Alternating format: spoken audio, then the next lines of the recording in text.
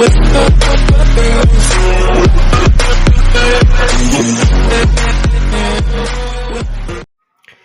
Friends, मैं आपका अपना फ्रेंड अजय यादव आज आपके लाया हूँ एक नए वीडियो जिसमें हम सामान्यतः कीट एवं रोग प्रबंधन के सिद्धांत अर्थात principle of integrated pest and disease management के अंतर्गत पहला चैप्टर पढ़ेंगे। तो हमारा पहला चैप्टर है कीटों एवं रोगों की श्रेणियाँ। तो चलिए हम आज का अपना टॉपिक शुरू करते हैं। तो ऐसी दशा जिनमें पौधों की जैविक क्रियाएँ ठीक ढंग या सही रूप से पूरी नहीं हो पाती हैं, ऐसी क्रियाओं को रोग कहा जाता है।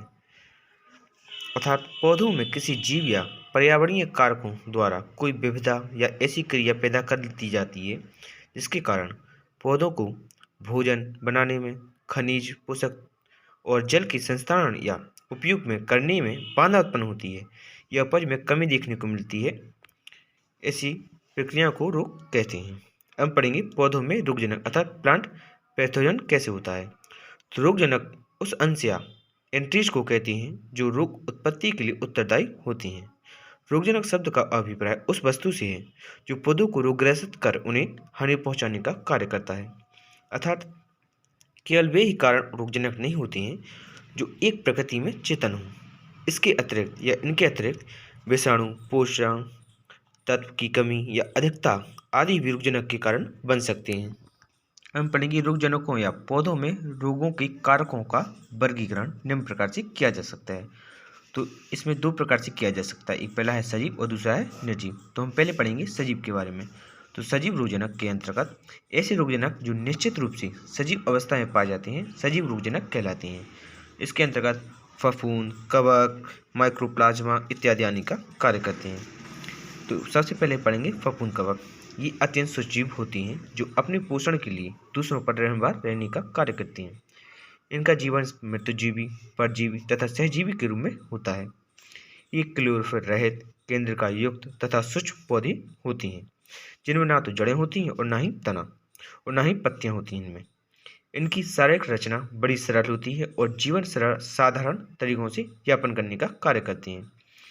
इनका शरीर कवक जाल का बना होता है जिनमें कोशिका भित्ति उपस्थित रहने का कार्य करती है। इनकी कोशिका भित्ति काइटिन या सेल्यूलोज से बनी होने का कार्य करती है। अब हम पढ़ेंगे कवक के प्रमुख लक्षण। तो कवक के प्रमुख लक्षण क्या क्या हैं। तो कवक परपोषी या अपपोषी होती हैं। इनका शरीर एक कोशिका या एक या तंतु है अर्थात कवक जाल होता है। कभी कभी कवकों में नम या नग्न जीव द्रव्य पिंड होता है। कोशिका भित्ति स्पष्ट एवं काइटिन की बनी होती है। कवकों का जीवन चक्र सरल से जटिल होता है। इनमें अनलैंगिक व लैंगिक जनन दोनों प्रकार का पाया जाता है। कवक सर्वव्यापी होते हैं अर्थात मृत्युजीवी एवं सहजीवी या परजीवी के रूप में सर्वव्यापी होती हैं। ये सुसंगठित केंद्रक वाले होते हैं अर्थात इनका कवक जाल एक केंद्रक या अलग अलग केंद्रक तथा एकल केंद्रक अथवा द्विगुणित केंद्रक हो सकता है। हम पढ़ेंगे दूसरा है जीवाणु अर्थात बैक्टीरिया।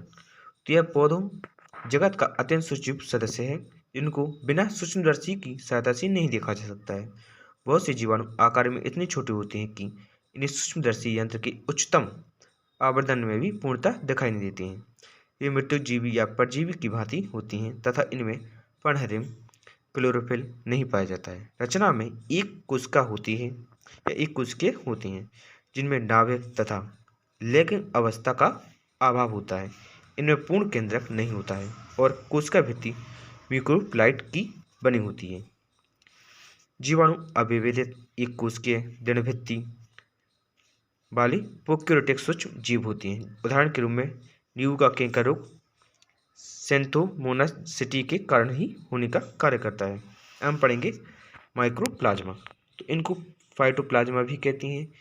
ये अतिरिक्त कोशिकाएं होती हैं अर्थात सेल होती हैं जिनमें कोशिका द्रव्य, राइबोसोम एवं केंद्रीय भाग होता है। इनका आकार परिवर्तनीय होता है। ये जाइलम या फ्लोएम कोशिकाओं तक ही सीमित रहते हैं। इनका व्यास 0.1 से 1 माइक्रोमीटर तक होता है। इनमें कोशिका भित्ति नहीं होती है। इनमें जनन द्विविभाजन द्वारा या बर्डिंग द्वारा होता है। इनकी कोशिकाएं पदार्थों में डीएनए, आरएनए दोनों उपस्थित रहने का कार्य करते हैं जो कि इन्हें पादप विषाणु से इनको अलग करने का कार्य करता है। माइक्रोप्लाज्मा द्वारा होने वाली प्रमुख पौधों में रोग जैसे तिल की फिलोड़ी रोग, गन्ने की ग्रासी, सूट रोग, बैगन का पर्णकुच्छ रोग इत्यादि होने का कार्य करता है। हम पढ़ेंगे इसका पांचवा परजीवी पौधे।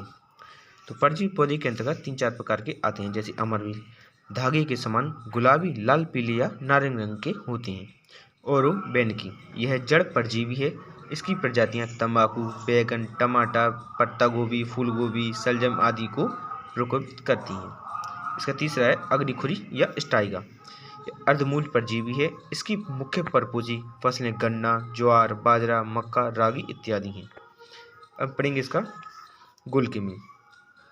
सूत्रकृमि को सामान्य रूप से गुलकृमि के नाम से भी जाना जाता है। ये सभी प्रकार की जलवायु में पाई जाती हैं। सूत्रकृमि मुख्य रूप से 2 प्रकार के होते हैं, स्वतंत्र सूत्रजीवी एवं परजीवी। तो परजीवी सूत्रकृमि मानव, जानवर एवं पौधों को नुकसान पहुंचाने का कार्य करते हैं। सूत्रकृमियों की अधिकतर प्रजातियां जड़ों एवं पौधों के भूमिगत भागों में से पोषण लेने का कार्य करती हैं, किंतु कुछ सूत्रकृमि पौधों के वायवीय भागों में भी संक्रमण करती हैं। इनकी मादा अंडे मिट्टी या पौधों पर देती है। इनका जीवन चक्र का समय परिवर्तनीय होता है, जो कि तापमान, पोषक, पौधों व वातावरण पर निर्भर रहने का कार्य करता है। अब पढ़ेंगे इसका वायरस। तो ये रोगजनक सजीव वन्यजीव श्रेणियों के अंतर्गत नहीं आती हैं। विषाणु इतने सूक्ष्म होते हैं कि इन्हें सबसे अधिक शक्तिशाली प्रकाश सूक्ष्मदर्शी से भी नहीं देखा जा सकता है। वायरस एक लैटिन शब्द है जिसका अर्थ विश्व होता है। इनका अध्ययन केवल इलेक्ट्रॉन सूक्ष्मदर्शी की सहायता से किया जा सकता है।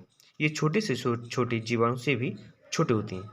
वैज्ञानिक अभी तक इस बात पर जवाब देने में असमर्थ हैं कि वायरस जैविक है या अजैविक। हम पढ़ेंगे दूसरा रोगजनक के अंतर्गत निर्जीव रोगजनक। तो उन कारणों को रोगजनक कहते हैं जो सजीव ना होते हुए भी रोग उत्पन्न करने का कार्य करते हैं, जिनमें पोषक तत्वों की कमी या अधिकता, वातावरण के तापमान में कमी या अधिकता, वायु में विषैली गैस, भूमि की दशाओं में असमानता आदि आने का कार्य करते हैं। उदाहरण के रूप में धान का खैरा रोग। उसके बाद हम पढ़ेंगे अपना चैप्टर दूसरा, एकीकृत कीट प्रबंधन अर्थात IPM, इंटीग्रेटेड पेस्ट मैनेजमेंट। तो इसका इंट्रोडक्शन अर्थात इसकी परिभाषा। देश की निरंतर बढ़ती हुई आबादी के लिए खाद्यान्न की आवश्यकताओं की पूर्ति हेतु उत्पादन एवं पौध संरक्षण तकनीकी की अहम भूमिका है। आज के समय में लोगों द्वारा अधिक फसल उत्पादन करने के लिए अंधाधुंध कीटनाशक दवाओं, खरपतवारनाशक दवाओं, कवकनाशी, फफूंदनाशी आदि रसायनों का उपयोग बढ़ाया जा रहा है, जिससे पर्यावरण और मृदा पर प्रतिकूल प्रभाव देखने को मिल रहा है, जिसके कारण मृदा प्रदूषित होती जा रही है। पर्यावरण पर इन रसायनों के बढ़ते प्रदूषण को कम करने के लिए अपनाए गए विभिन्न योजनाबद्ध पद्धति को ही एकीकृत कीट प्रबंधन अर्थात इंटीग्रेटेड पेस्ट मैनेजमेंट IPM कहते हैं। इस पद्धति में उपलब्ध संसाधनों का सही समय पर व सही मात्रा में उपयोग करते हैं, जिससे कीट के नियंत्रण के साथ उत्पादन भी बढ़ाया जा सकता है। हम पढ़ेंगे इसकी परिभाषा। इंटीग्रेटेड पेस्ट मैनेजमेंट, एकीकृत कीट प्रबंधन। तो फसलों के कीटों के प्रबंधन के लिए प्रबंधन के जितने भी संभावित स्रोत अर्थात उन सभी को एक कार्यक्रम के रूप में समान रूप से कर एक साथ उपयोग करना इंटीग्रेटेड पेस्ट मैनेजमेंट या एकीकृत कीट प्रबंधन कहलाता है। इंटीग्रेटेड पेस्ट मैनेजमेंट के कुछ प्रमुख घटक हैं, जिसमें cultural, biological, mechanical, chemical, legal और लॉजिस्टिक होता है। तो सबसे पहले हम पढ़ेंगे कल्चरल मेथड। तो सांस्कृतिक विधियाँ निम्नलिखित हैं। तो प्रतिरोधी किस्में तथा सहनशील किस्मों को लगाना चाहिए।